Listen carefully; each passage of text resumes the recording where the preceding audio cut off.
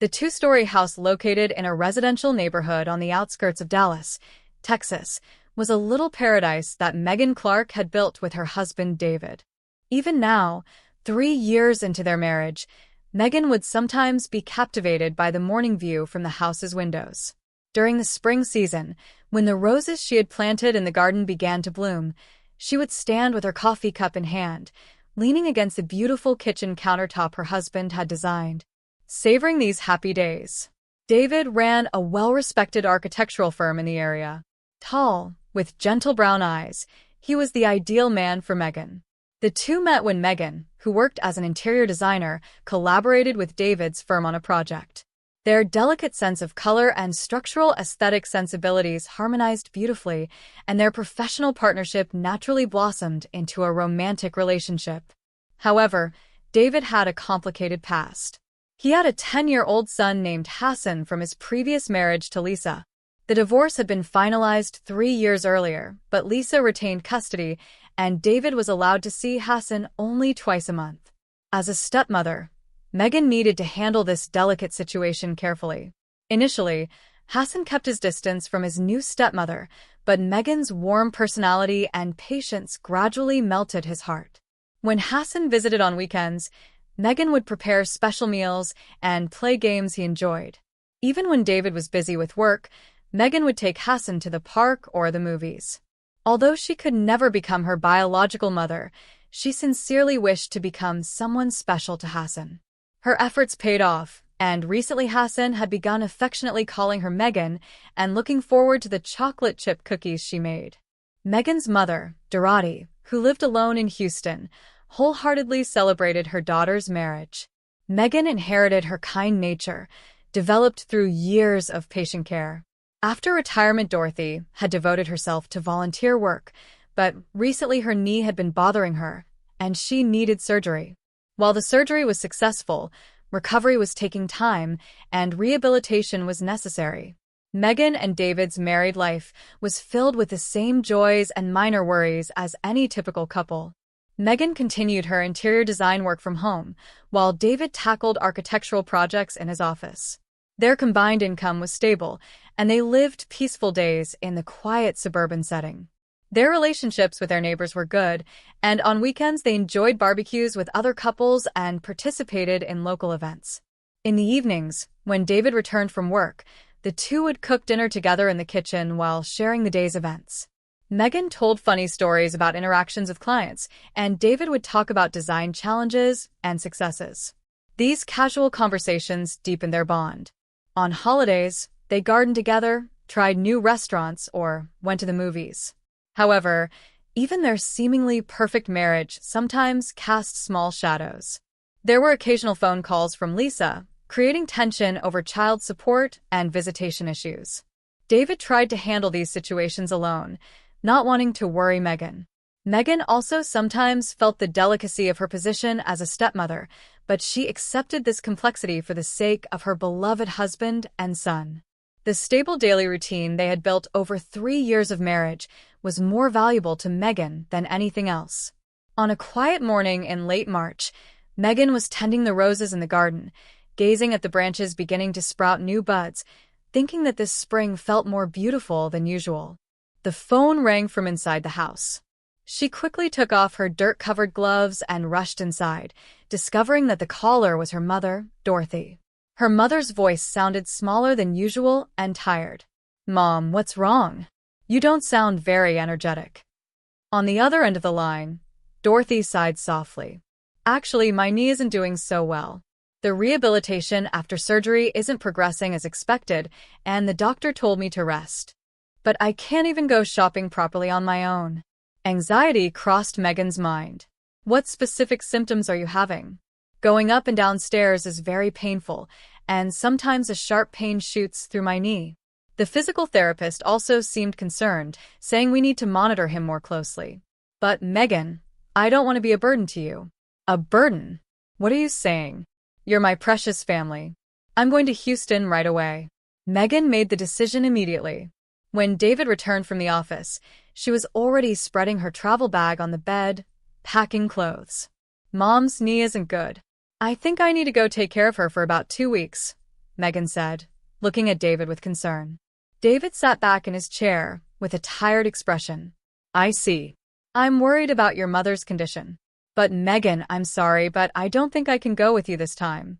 I have several designs that absolutely must be finished for the presentation next month. I also have client commitments.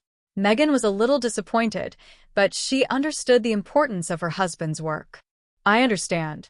I'll be fine going alone, but please call me every night and let me know how things are going. Of course. Give my regards to your mother. I hope she gets better soon. The next morning, Megan took an early flight to Houston. Her cousin Mark, who came to pick her up at the airport, explained Dorothy's condition in detail. Aunt Dorothy can't sleep well at night because of the pain. The doctor said the swelling was lasting longer than expected. When they arrived at her mother's house, Dorothy came to greet her at the entrance, walking slowly with a cane. Seeing her mother looking thinner than usual, Megan felt her heart clench. Mom, don't push yourself so hard. While I'm here, I'll take care of everything. For the first few days, Megan focused on caring for her mother. She made breakfast, administered her medications, and accompanied her to physical therapy appointments. At night, I had long phone conversations with David, reporting on his mother's condition during the day. David also discussed his work progress and Hassan's plans for a weekend visit. I miss you. The house is too quiet, David said over the phone. I want to go home soon, too, but Mom still seems to be having a hard time managing on her own. I might need a little more time. On the fourth night, while Megan was cleaning up after dinner, David called. However, his voice sounded more tired than usual. It was a long day today. The meeting with the new client didn't go as well as I'd hoped. That must have been difficult, but I'm sure you'll figure it out, Megan said encouragingly. As the fifth and sixth days passed, Megan noticed that her phone conversations with David were getting shorter. I wonder if he's busy, she thought. But caring for his mother was demanding, and he didn't have much time to think deeply about it. Dorothy's knee condition was more complex than expected, and the doctor was suggesting additional treatment. About a week later, Megan met with her mother's doctor. Her mother's recovery is taking longer than expected. She'll need someone's help for at least another week. That evening, Megan called to tell David about the need to extend her stay. However, the phone went to voicemail.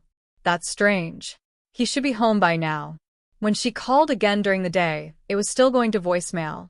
When she finally got through that evening, David's voice was curt. Oh, Megan, what's wrong? I was worried because I haven't been able to reach you since yesterday. Regarding Mom's situation, it looks like I'll have to extend my stay for about another week. I see. Understood. David's reply was brief and lacked his usual warmth. David, is there a problem? You don't sound very energetic. No, I'm just tired. Work is piling up. Don't worry about me. After hanging up, Megan felt an inexplicable anxiety. However, seeing her mother's condition, she couldn't return to Dallas immediately. Dorothy often woke up at night in pain and couldn't manage daily life without Megan's help. In the second week, contact with David became even less frequent. When Megan called, he often didn't answer, and when she left voicemails, the replies came late the next night. Plus, the replies were short text messages like, busy, I'll call later. David's behavior is strange, Megan confided in her mother. Dorothy looked at her daughter with concern. Men sometimes try to cope with stress alone, but if it continues too long, you might want to have a direct conversation. Megan tried to call her husband many times, but for the last 3 days, she couldn't reach him at all. Text messages weren't returned either. Her anxiety grew day by day, but her mother's recovery was the top priority. It was exactly 2 weeks after Megan had come to Houston that the doctor finally gave her the all-clear for self-care. On the morning of their departure, Megan hugged her mother tightly. If anything happens, please contact me immediately. I can always come running. Thank you, Megan. You were a great help. Next time, come visit us with David. On the way to the airport, Megan tried calling David once more on her cell phone, but it went to voicemail again. I'm almost home. I'm at the airport. I love you. She left a message. On the plane, Megan reflected on the 2 weeks. Caring for her mother had been challenging, but it was good to see her recover. However, The recent distance from David weighed on her mind. "When I get home, we need to have a proper talk," she resolved. On the taxi ride home from the Dallas airport, Megan looked out the window at the familiar scenery passing by, feeling relief for the first time in a while, anticipation of returning home after 2 weeks, and joy at seeing David spring up in her chest. During a casual conversation with the driver, when he said, "You're coming home," Megan replied from the bottom of her heart, "Yes, I'm finally going home."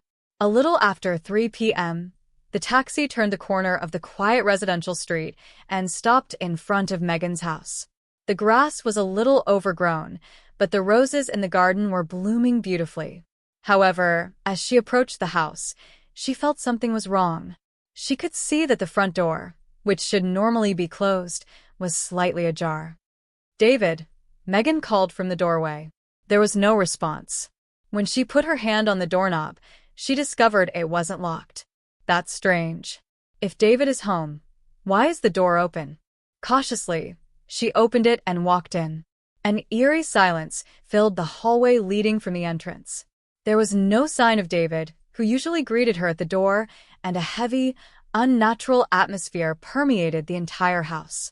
Leaving her suitcase in the entryway, Megan headed toward the living room. "David, I'm home." The moment she walked into the living room, Megan couldn't believe what she saw. The room looked ransacked. The sofa cushions were scattered across the floor. The coffee table was overturned, and the vase Megan treasured and made was shattered on the floor. Several books had fallen off the bookshelf against the wall, scattered carelessly across the carpet. But even more shocking was the figure lying on the floor in front of the sofa. It was unmistakably David. His white shirt was stained with blood, and the blood flowing from his head had formed a dark red pool on the floor. His arms had deep cuts. His face was pale, and he appeared to be unconscious. "David," Megan cried as she ran to her husband. Kneeling down and touching his face, she found it was still warm and could detect faint breathing. "My God, what happened here?"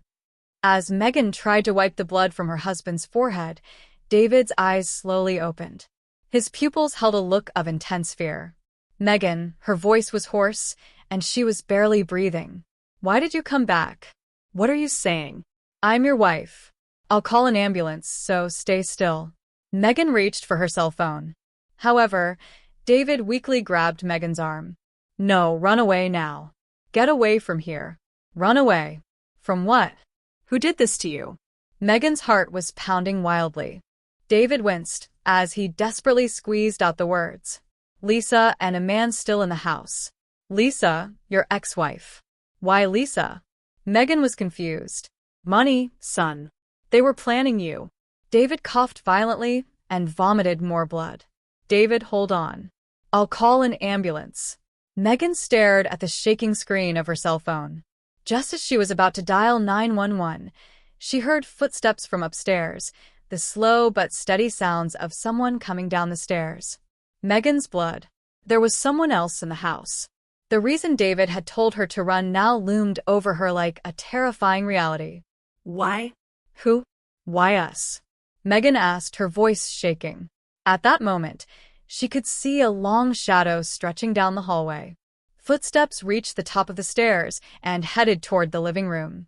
Megan held her breath and stood protectively in front of David. The footsteps stopped, and she could sense a human presence in the hallway. Megan's heart was beating so violently it felt like it was about to burst. Her body stiffened with fear, and she couldn't turn around. However, she could hear breathing behind her, confirming someone was there. "Turn around, Megan." A low, cold female voice came from behind her. The voice was familiar. Trembling with fear, Megan slowly turned around. Standing there was definitely Lisa Clark, David's ex-wife and Hassan's mother. However, she looked completely different from the Lisa Megan knew. Her hair was disheveled, her eyes had a mad gleam, and she was clutching a blood-stained knife in her hand. Behind her stood a large man Megan had never seen before. The same cold light dwelled in his eyes. "You're finally home, Megan," Lisa said with a thin smile. "It was quite a long trip, wasn't it? But it's over now." Megan was too scared to speak. David seemed to be losing consciousness, only making small whimpers. Lisa approached Megan step by step. Why? Why are you doing this? Megan finally managed to get her voice out. Why do you ask? Lisa's voice was full of mockery. I'm here to get back what you two stole from me and my son. David didn't give me half of the property he promised. The child support is a pittance, and now he's living happily with you, his new wife. But that's legally. Lisa laughed harshly. The law doesn't matter. I have a son. The only son with David's blood. He's the one who should inherit this property. Megan silently tried to reach for her cell phone, but Lisa's sharp gaze didn't miss it. Don't try to use the phone. It's too late, Megan. Both you and David will end up here. The man behind Lisa took a step forward. His eyes showed cruelty, and it was clear he was someone accustomed to violence. Tony, not yet. Lisa stopped the man. First, let's help this woman understand everything. Megan asked in a trembling voice. Who are you? Why are you with Lisa? The man named Tony flashed a disturbing smile. I'm Lisa's boyfriend, and I'm helping you solve your problems. Lisa, knife in hand, began to walk slowly around Megan. I met Tony 2 years ago. He's the only person who understands my feelings. How much David despises me and my son. How much you threaten our lives. I didn't do anything, Megan pleaded desperately. I love Hassan too. We're family. Family. Lisa's voice trembled with anger. You're a thief. You stole my ex-husband, my son, and our future. David on the floor weakly opened his eyes and began to speak in a hoarse voice. Megan, Lisa has been threatening me for 2 weeks. Shut up, David, Lisa said coldly. You've talked enough, Tony added. Lisa tried to resolve this through discussion at first, but your husband wouldn't listen. Megan was confused. Threatening. What are you talking about, David? Why didn't you tell me anything? David replied, wincing. I didn't mean to worry you. Lisa sneered. He was such a kind husband. No. But that kindness became his downfall. What do you want? Megan asked desperately. It's simple, Lisa explained calmly. This house is in the division of assets during the divorce. He should have given me 70% of the sale proceeds, but David used loopholes and only gave me 35%. Plus, he only gives me $1,200 a month in child support. Considering my and Hassan's living expenses, it's not enough at all, Tony added. And since you showed up, David has been cutting back on time with his son.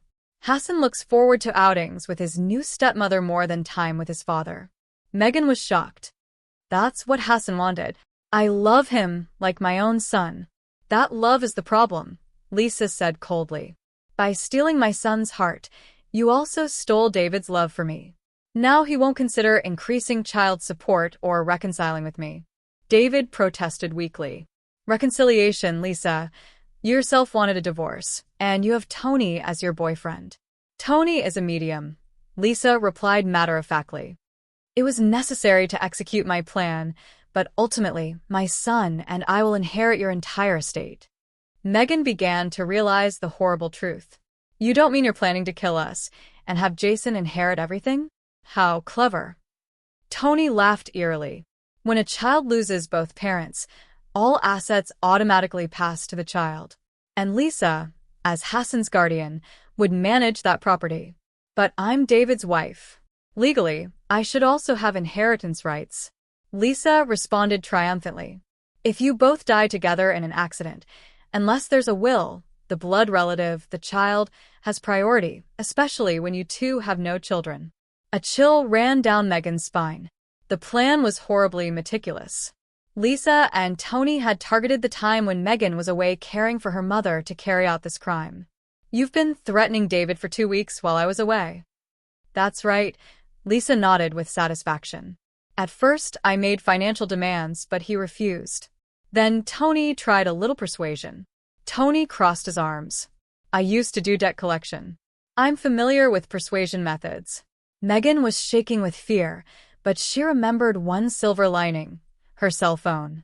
When she entered the living room, in her terror, she had almost dialed 911, but she could have pressed the call button during that operation.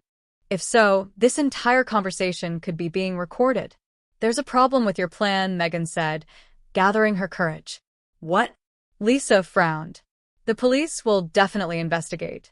2 people dying simultaneously is too unnatural. Tony laughed. Don't worry. We've set up a scenario in which thieves broke in and killed the couple. Taking some valuables will provide perfect cover. Besides, Lisa added, I have a perfect alibi that I was with Hassan at a friend's house in Houston. Tony can also prove he was somewhere else. However, Megan didn't give up. But what about Jason?